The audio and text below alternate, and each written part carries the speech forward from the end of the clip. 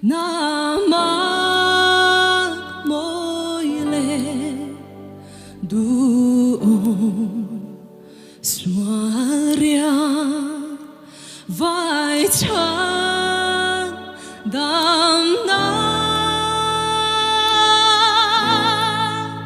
Swala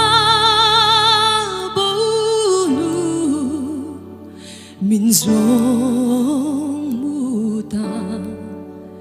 Midel midvar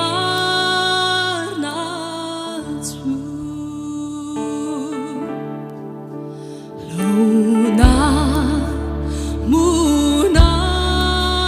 kao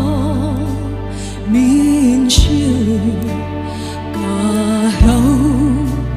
min nesrata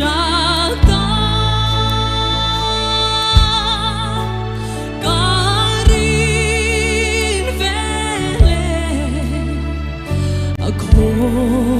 Khawngaihna Duhawm alo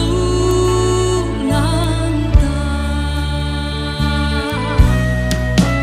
Thori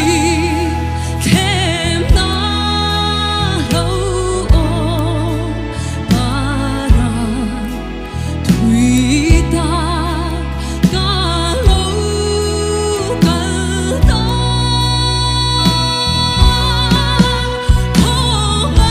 Khawngaihna